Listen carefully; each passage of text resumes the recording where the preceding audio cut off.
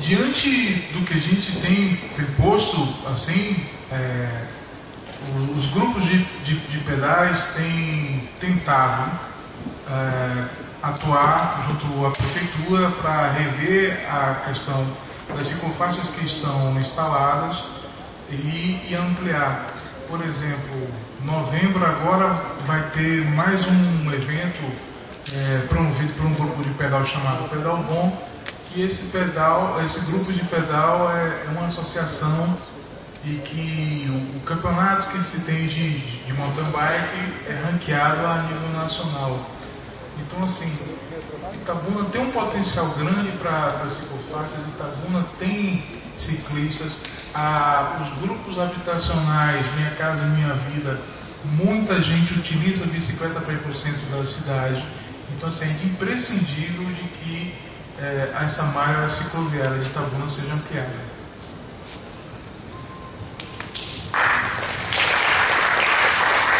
Uma pergunta aqui, do Wilson. Para o projeto do Nossa Vitória, que você falou só foi feito baseado no Nossa Vitória. Do sistema de ciclovia. Só falar um pouco contigo, aqui nós temos o bairro Ananissá, o Nelson Costa, praticamente uma ligação. Nós temos 3 colégios dentro do Ananissá, que 85% dos alunos eles moram no Nossa Vitória, no Nelson Costa, e utilizam a bicicleta. Eu gostaria de saber se haveria possibilidade da ampliação desse projeto nessas áreas, principalmente após a malha viária da ponte, que vai ter uma modificação total no trânsito da Zona Sul.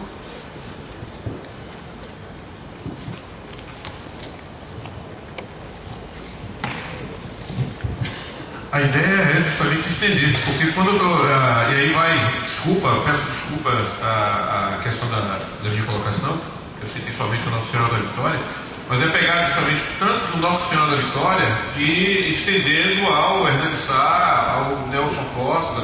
Aquela região ali é uma região densamente povoada e o uso constante da bicicleta ali como meio de transporte é imenso, é gigantesco. Tanto na chamada Estrada da Barreira, quanto na rodovia. Então, as pessoas usam a bicicleta ali nos dois lados, nas 2 vias de acesso. Então, a ideia é pegar toda aquela área e tentar chegar, inclusive, até o início ali do Pontal.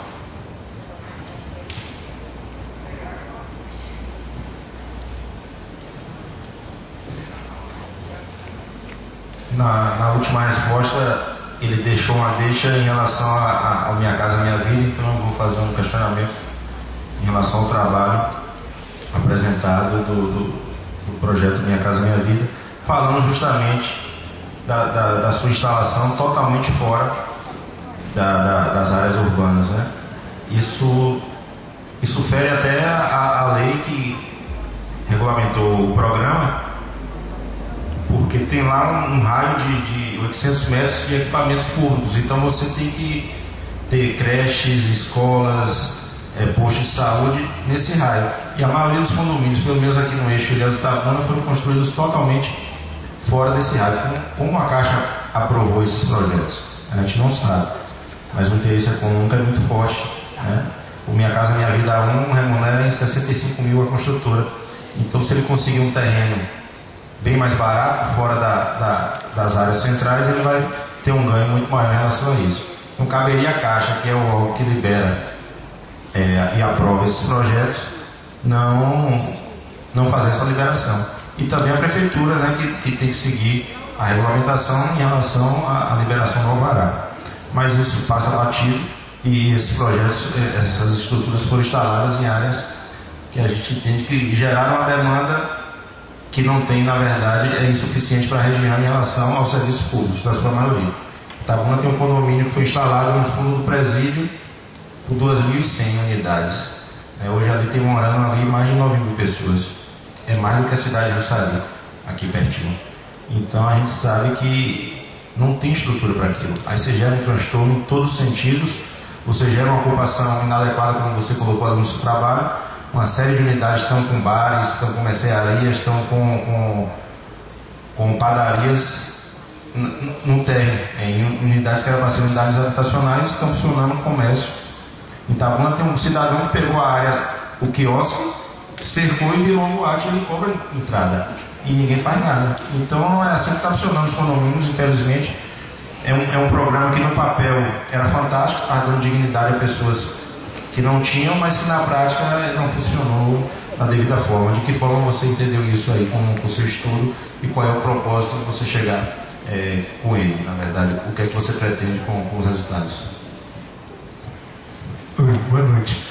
Então, a sua observação foi bem em loco mesmo, indo nos 2 condomínios e observando tanto a precariedade do acesso, porque tem não só as ruas esburacadas, mas tem no condomínio Sol e Mar mesmo, é um único acesso sem iluminação e uma via sem acostamento.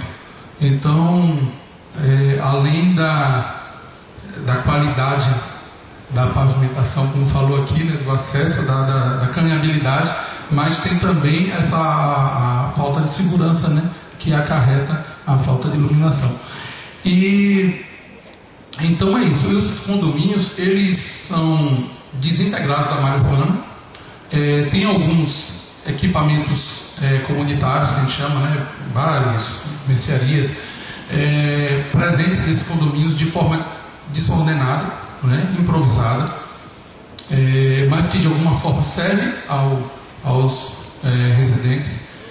E o que ocorre é que essa desintegração, ela traz uma série de desafios para o poder público, né?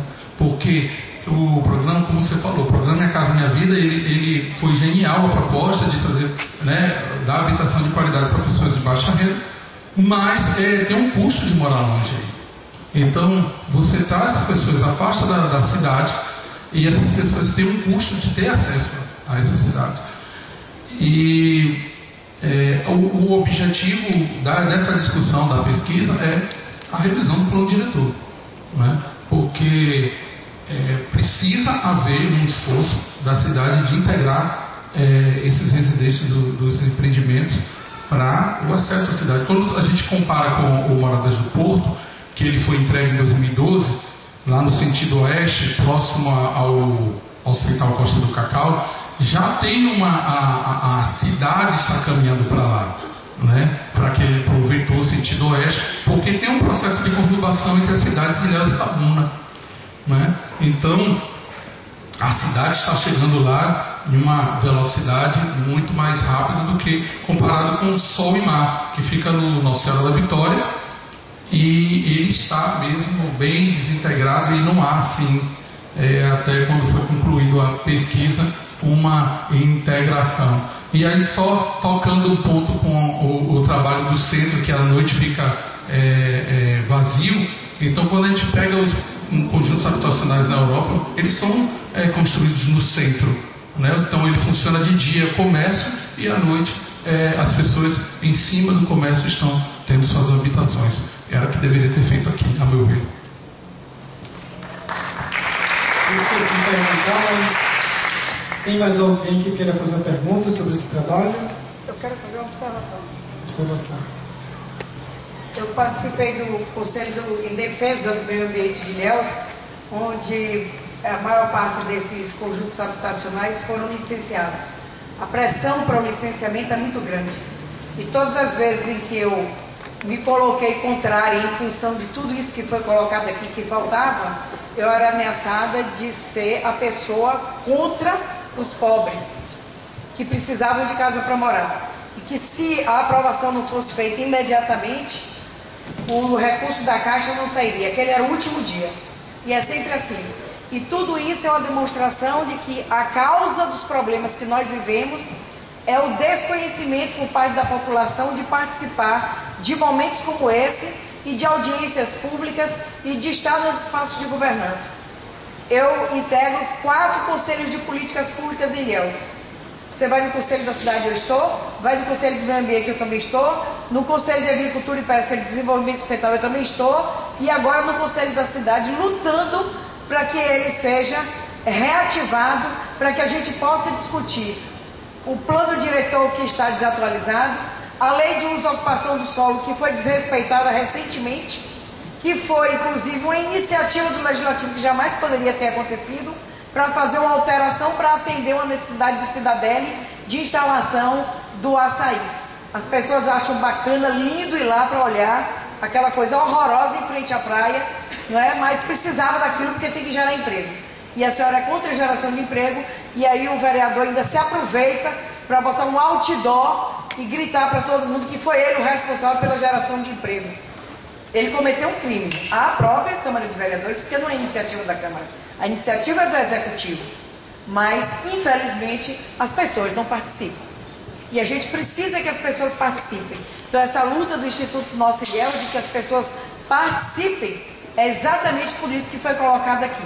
E aí, só a revisão do plano diretor, que a gente está trabalhando para que aconteça, com a reativação do Conselho da Cidade, que está prometido para acontecer essa semana, exatamente por ser a semana da mobilidade, como tem outros eventos. Eu gostaria depois até que o vereador falasse aqui de uma notícia que ele trouxe, que a gente quer, inclusive, com o Instituto Nossa Ilhéus, comprometer um pouco mais para que isso realmente seja realidade.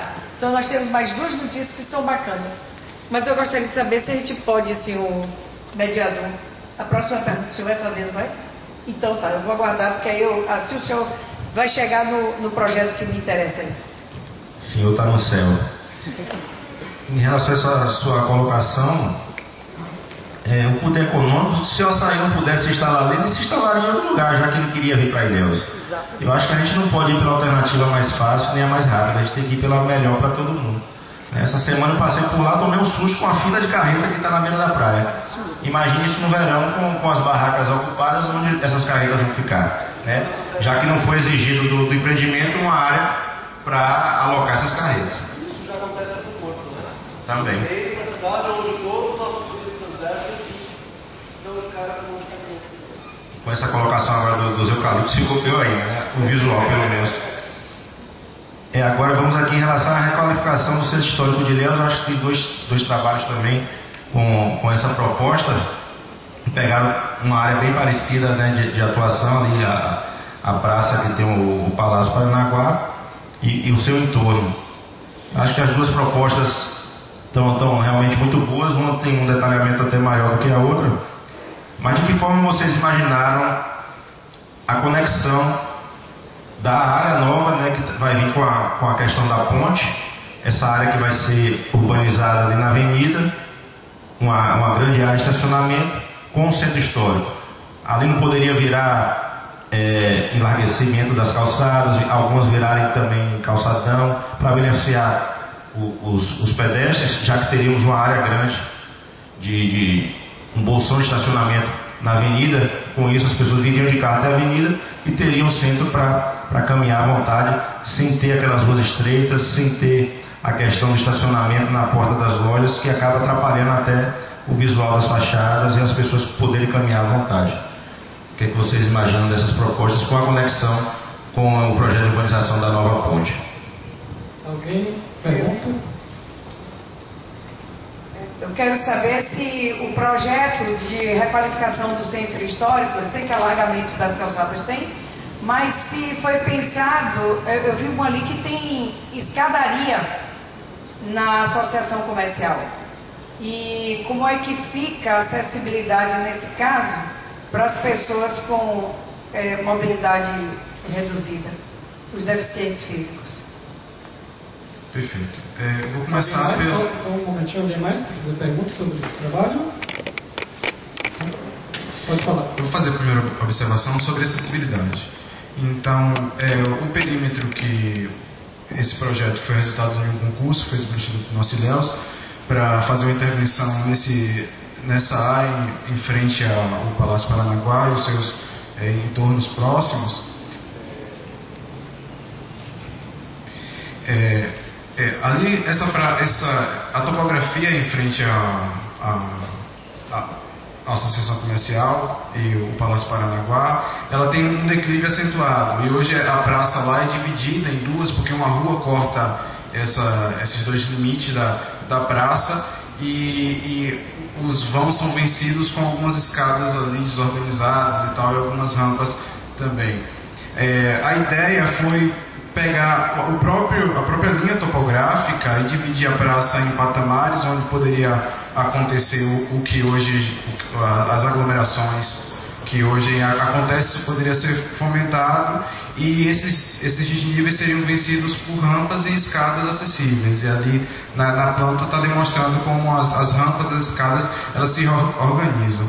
Em relação ao acesso ao pedestre, porque a ideia principal é priorizar o pedestre ali na praça, e o pedestre também do turista que vem da rua Jorge Amado e que chega naquele limite hoje, encontra um limite ali, encontra uma linha de divisão que não atrai a penetrar e a contemplar o palácio e todos os outros patrimônios que também foram pontuados, que tem ali naquela região. Então a ideia é que a rua central seja tirada e se transforme em uma praça única, e que a rua que conecta a rua Jorge Amado à praça, ela seja temporariamente fechada nos finais de semana. Essa foi a ideia inicial, para poder deixar aberto para o público, para os caminhantes. E também no futuro isso poderia, todo esse centro histórico ser transformado em um lugar para pedestre, que é uma das tendências hoje para os centros históricos da cidade, com as ruas estreitas, e isso até, como aconteceu nos Estados Unidos há um bom tempo atrás, ajuda o comércio, né, a fomentar o comércio na região.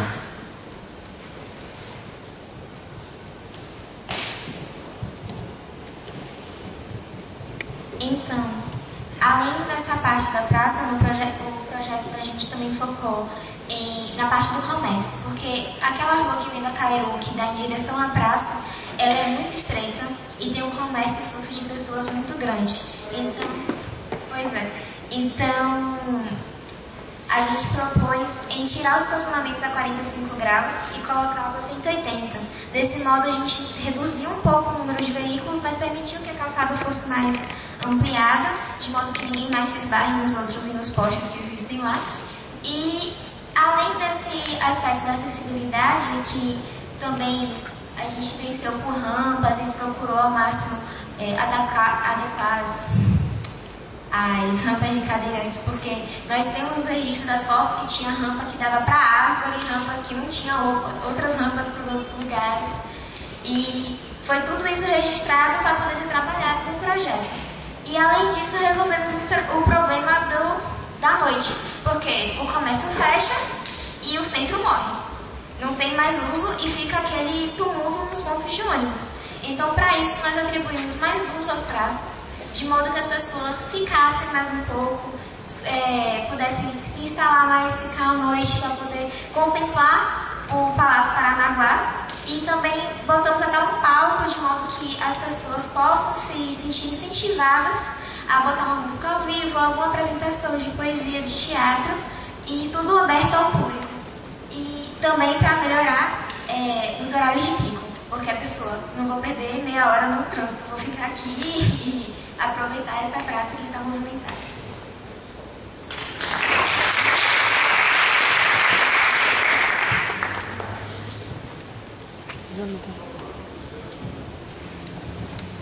Aproveitar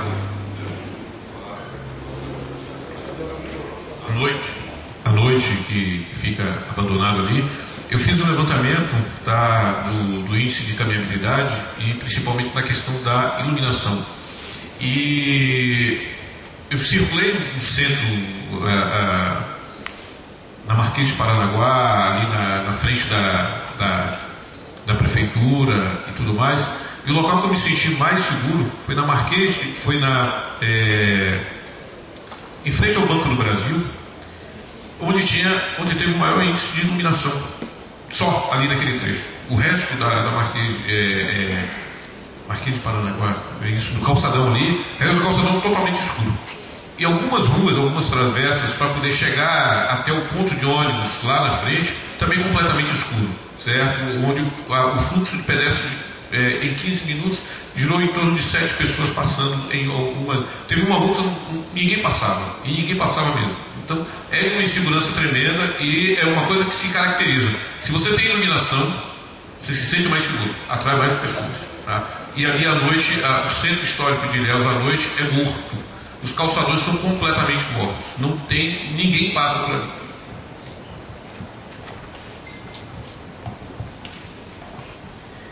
Em relação à acessibilidade que foi dito aqui, Socorro, eu acho que os conselhos têm um papel fundamental. A gente tem um exemplo agora em Itabuna. Semana passada o juiz decretou, o juiz colocou à prefeitura uma obrigação de em 120 dias exigir de todo o comércio acessibilidade, que cumpra a lei da acessibilidade. Isso foi uma provocação do Conduz no início do ano. A professora Júlia faz parte, a professora Piola também. A gente mandou um ofício para o Ministério Público informando que não vinha sendo cumprido a lei de acessibilidade, e esse prazo já tinha sido postergado uma série de vezes e a prefeitura não vinha fazendo a fiscalização devida, e a maioria do comércio não tem a acessibilidade devida. Então, semana passada, o juiz oficiou a prefeitura, dando um prazo de 120 dias, e a partir da renovação do alvará em janeiro, a empresa que não cumprir não vai ter seu alvará renovado. E se a prefeitura não cumprir, vai pagar uma multa diária de R$10.000. Eu hoje represento a Associação Comercial no Conselho. E depois desse processo, um diretor da Associação Comercial me ligou perguntando por que é que eu queria atrapalhando o empresário se eu estava ali representando a Associação Comercial. Eu falei, meu amigo, você tem uma visão muito curta em relação a isso. Em vez de pensar no investimento que você está fazendo para promover a acessibilidade, você tem que pensar em quanto você vai ganhar em ser uma empresa acessível.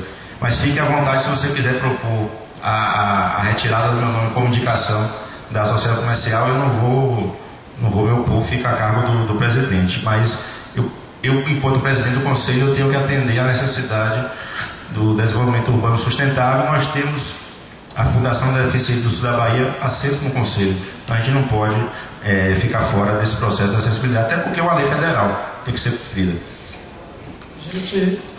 Dos trabalhos aqui, eu acho que faltam 2, receber questionamentos. Porque a gente está se aproximando nos últimos 10 minutos, então eu sugiro fazer 3 perguntas com resposta, mais outras 3 perguntas com resposta, beleza?